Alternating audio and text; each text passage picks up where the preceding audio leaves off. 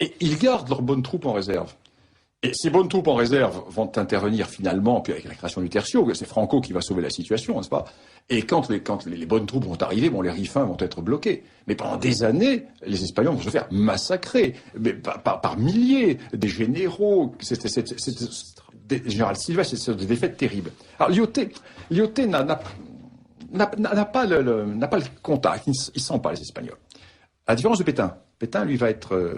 c'est une raison de brouille entre Pétain et Lyautey. Et Lyautey est surpris, mais il va reprendre l'initiative. Il va reprendre l'initiative et il comprend tout de suite, avec les peu de moyens qu'il a, parce qu'il a très peu de moyens, les moyens vont arriver après avec Pétain. Il a très peu de moyens et il voit tout de suite que le cœur du dispositif, c'est les tribus de la partie centrale du Rif, qu'il faut absolument détacher d'Abdelkrim. Les Beni Ouriagel. Donc ça, c'est la tribu d'Abdelkrim. Et il va donc jouer là-dessus, et il réussit à reprendre l'offensive. Là-dessus arrive Pétain. Quand Pétain arrive, la situation est redressée. Pétain arrive en tant qu'inspecteur de l'armée, et Pétain va rédiger un rapport aussi injuste que méchant à l'encontre de Lyautey. Et il va dénoncer des errements militaires de Lyautey qui ne sont pas des errements militaires, qui sont au contraire la continuation de cette subtile politique tribale. Parce que Lyautey part du principe qu'il ne faut pas éliminer, il ne faut pas exterminer une tribu, car cette tribu va devenir notre allié. Donc il faut la soumettre dans l'honneur. Et Pétain va, lui, prôner la guerre à outrance, la guerre d'écrasement. Et ce rapport est fait par Pétain, donc à Paris. Changement de gouvernement. Les adversaires de Lyautey arrivent au pouvoir. Les sensibilités réactionnaires et de Lyautey commencent un peu à énerver dans les hautes sphères dirigeantes de la République. C'est l'époque du cartel des gauches. Tout à fait. Et Pétain, lui, Pétain n'est pas suspect. Pétain est un officier républicain.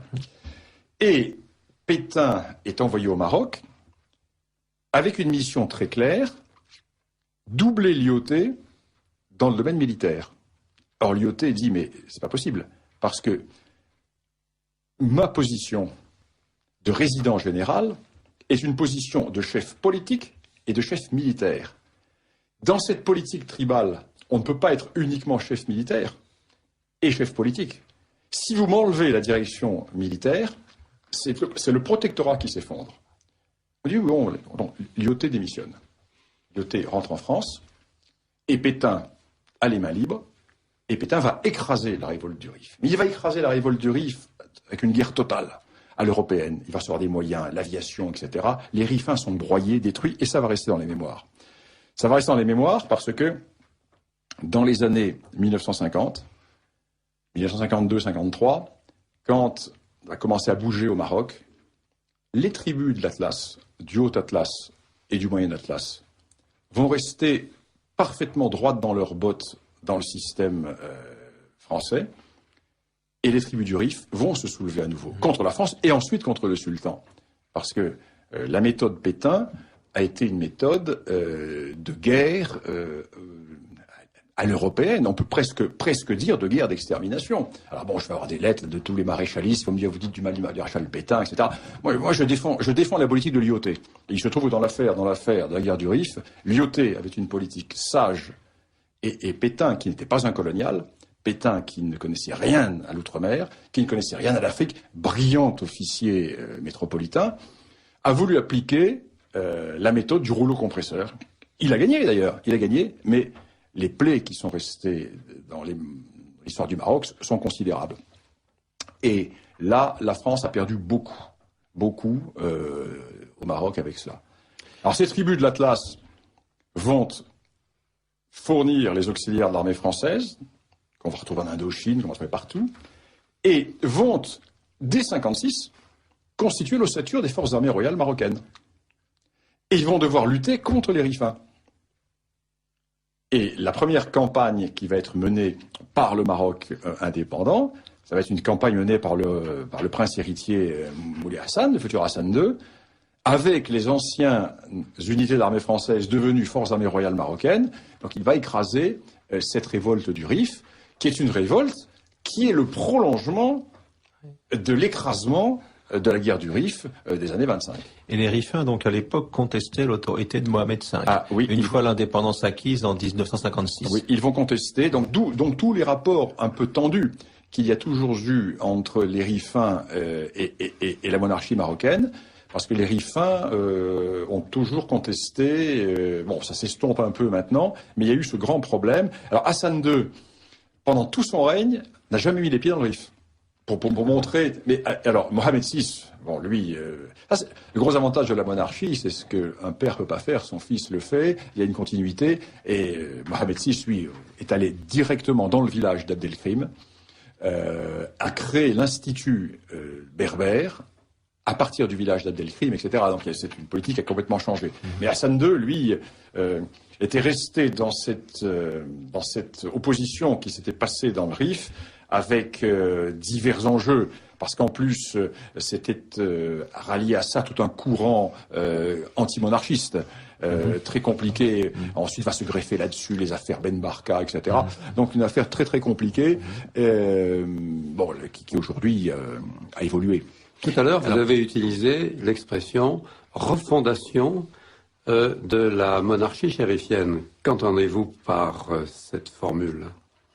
La refondation de la monarchie chérifienne, c'est-à-dire que Hassan II a dépoussiéré, comment dirais-je, toute cette partie du rituel, tout en conservant l'essentiel, l'a modernisé avec une administration territoriale, avec l'équivalent de préfet. C'est Hassan II, le refondateur. Oui, Hassan II, refondateur. Et Mohamed VI, qui, à l'heure actuelle, est dans une phase de grand renouvellement. Alors là, attention, s'il va trop loin, ça peut être dangereux. Il vient de... Mohamed VI a fait une chose remarquable, c'est que il est d'une autre génération que son père, par définition, et au Maroc, le personnel d'État est vieux.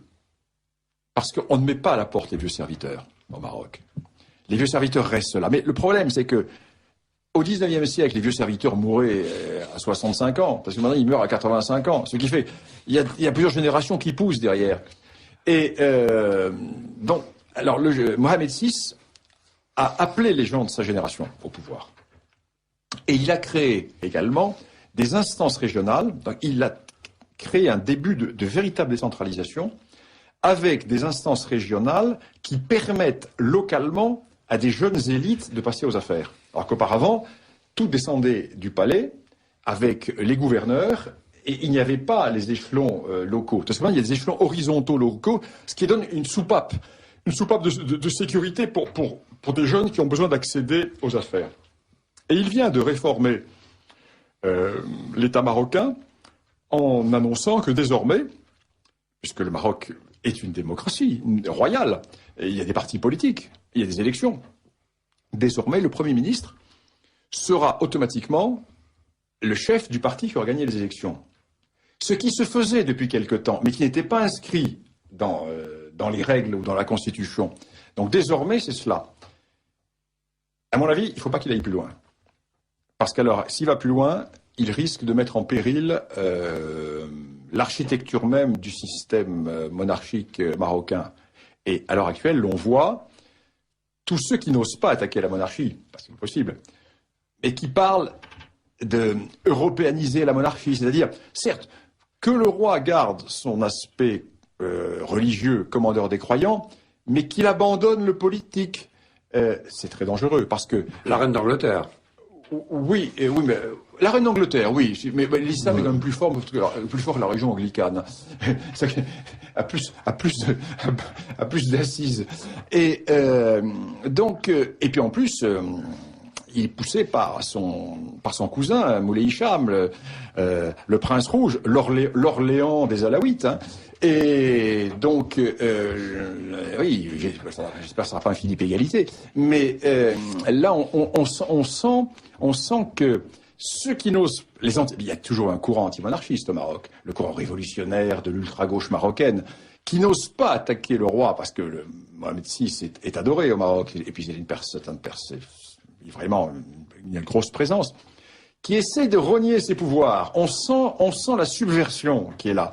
Et là, il ne faudrait pas que le roi aille trop loin dans non pas dans les réformes, très important les réformes, mais dans le changement de définition de ce qu'est la monarchie marocaine. Parce que le roi du Maroc est à la fois chef spirituel, il est à la fois chef de guerre, il est à la fois chef de peuple, et il a par la beya, c'est-à-dire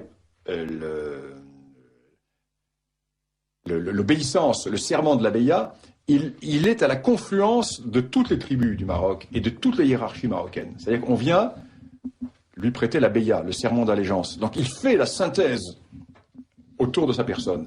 Si vous enlevez un élément, il reste quoi? Une monarchie à l'occidentale. Une monarchie à l'occidentale, sur le corps social marocain, risque de poser de gros problèmes. Donc là, bon, je n'ai pas de conseil à lui donner, bien sûr, mais ne pas trop céder aux sirènes réformistes. Et comment évaluez-vous l'agitation que connaît le Maroc aujourd'hui, plus limitée à l'évidence que dans d'autres pays arabes? Quelles sont les perspectives d'aggravation de la situation éventuellement, ou est-ce que vous pensez que le Maroc est davantage immunisé contre... Il y a deux grandes faiblesses au Maroc. La première faiblesse, c'est le nombre de ces diplômés chômeurs. Ça, c'est terrible. Et des gens de grande qualité. C'est le scénario tunisien. Et des gens de grande qualité. Des gens de grande qualité parce que les professeurs marocains sont des gens qui ont été formés par nos anciennes équipes. Je ne parle pas par nos anciennes équipes qui ont vraiment il y a de grands. C'est un malheur de voir ces intellectuels qui sont au chômage. Deuxièmement, les immenses inégalités sociales. C'est-à-dire que certains profiteurs se sont gavés et ont un étalage insolent de richesse. À quelques kilomètres de bidonville ou de semi-bidonville. Et ça, c'est un facteur les parvenus, ce ne sont pas les grandes familles. Ce ne sont pas les grandes familles qui font ça, ce sont les parvenus du commerce et du négoce, et qui étalent leur richesse. Et puis, il y a un autre problème, c'est qu'au point de vue moral, ce qui se passe dans des coins comme Marrakech avec la jet set, etc., qui est à quand même une portée de fusil des grandes tribus de l'Atlas, qui ne sont pas tellement portées sur le badinage et comment dirais-je, et une certaine... un certain laxisme moral. Oui, certain laxisme, et ils voient ça tous les jours. Moi, j'ai vu des spectacles à Marrakech, des regards de haine dans les yeux de certaines personnes, de la jet set, qui auront, s'il y avait un problème un jour, intérêt à vite courir.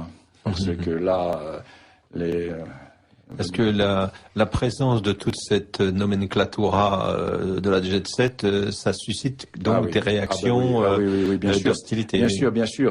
Non, surtout certains qui se comportent, comme des porcs. Ça, on peut le dire. Alors ça, c'est quelque chose qui est assez mal vu dans cette région. C'est assez mal vu parce que le Maroc est un pays qui se tient, il y a une morale, il y a quelque chose. Alors les gens ne disent rien. Je ne parle pas des Marocains. Je parle de ces étrangers. Sure. Que nous connaissons bien. Que nous connaissons bien et qui, pour certains, se comportent très mal avec leurs vices que nous connaissons, etc. Et ça passe mal. Voilà. Autrement, le Maroc a la chance d'avoir un jeune roi, alors que la Tunisie, l'Algérie et l'Égypte avaient des vieux chefs. Là, c'est un jeune roi qui est adoré, qui est un personnage sacré, qui a réussi. On n'a pas parlé du Sahara occidental, qui a réussi l'achèvement de la politique de son père, parce que le Sahara est marocain et le Maroc ne lâchera pas le Sahara. L'Algérie est en train de mettre les pouces, le Polisario n'existe plus, les derniers responsables importants se sont ralliés au Maroc et le Polisario devient un mouvement mafieux qui va aider l'AQMI, un mouvement qui trafique les divers trafics qui peuvent se faire dans la région. Le Maroc a gagné. Le Maroc est devenu une immense puissance maritime, avec cette façade le long de l'Atlantique, et si demain on trouve du pétrole, etc., le Maroc peut avoir des opportunités. Alors, le problème du Maroc, c'est qu'il est encore très agricole, et comme Lyautey le disait d'une façon malicieuse, au Maroc, gouverner, c'est pleuvoir. C'est-à-dire que la pluie conditionne beaucoup de choses. Et l'on voit le PIB marocain en dents de scie en fonction des années, avec des bonnes pluies ou des mauvaises pluies. Et comme le Maroc n'a pas fait sa transition démographique, le Maroc a une surpopulation. Et là, il y a un gros problème. Il y a un problème donc, trop de diplômés chômeurs, une surpopulation. Donc il y a des problèmes. Il y a des problèmes réels. Mais le Maroc est un État-nation. Avec des corps d'État, etc., qui fait que le Maroc est mieux armé pour résister. Et les perspectives des relations avec l'Algérie voisine? L'on rêve toujours à l'union du Grand Maghreb. L'Algérie nourrit un complexe, le complexe du parvenu par rapport à l'aristocrate. C'est ça, l'Algérie qui n'est pas un État, qui est une création coloniale. Les Algériens ont toujours jalousé les Marocains. Ils font un complexe d'infériorité à la fois politique, culturelle, et les Marocains leur rendent bien d'ailleurs. Mais c'est un problème, j'allais dire, quasiment psychanalytique entre le Maroc et l'Algérie. Plus qu'un problème politique. Voilà. L'Algérie est ulcérée par l'existence même du Maroc. L'Algérie qui est un cône fermé sur la Méditerranée, peut pas accepter que le Maroc ait 3000 km de façade maritime tournée vers le grand large, etc. Que le Maroc ait 1500 ans d'histoire, alors que l'Algérie est une création coloniale française.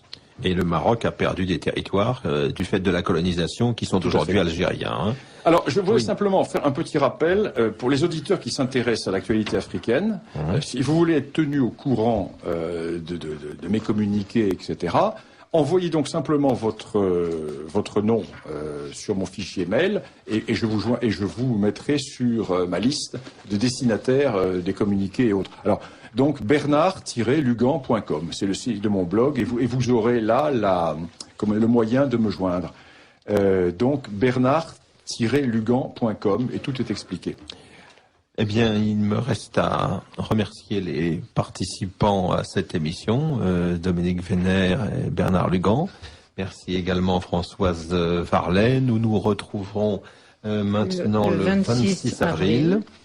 Et je crois que Françoise a quelques informations à communiquer à nos auditeurs. Il y a encore quelques minutes. Oui, mais c'est une ou deux questions. Alors, il y a une question. Ah oui, Allez-y, Françoise. Une question, quelqu'un demandait si vous pouviez expliquer qu'est-ce qu'était la Caïna. La Caïna, c'est une berbère qui faisait partie des soulèvements anti-arabo-musulmans et qui, après la défaite des grands chefs berbères, a été la dernière à incarner la résistance de la tribu des Maghrawa. Et elle s'est battue. Souvent, chez les berbères, les femmes ont un rôle important, jusqu'au moment où elle a été cernée. La légende dit qu'elle a demandé à ses fils de se convertir à l'islam pour sauver la lignée. Et elle est tuée dans la région de Batna, très exactement un puits qui porte le nom de Bir el-Hayna, le puits de la Caïna, donc à la fin de la conquête. Alors, est-ce un personnage légendaire? Est-ce un personnage vraiment historique? La légende s'en est emparée. Beaucoup de livres. L'époque? Ah, 8e siècle. 8e siècle. Nous sommes au moment de la conquête. Nous sommes à la fin de la conquête arabo-musulmane. Et souvent des livres de très mauvaise qualité ont été écrits sur la Caïna. Les plus beaux écrits sur la Caïna sont ceux de ce grand berbérologue qui était mon collègue et maître Gabriel Camps, qui a écrit des choses magnifiques sur la Caïna. Oui, et à propos de qui on sait en fait assez peu de choses. On sait très peu de choses. Le matériel documentaire. On sait plus de choses. On sait des choses par les sources arabes. C'est ça, voilà. Ouais.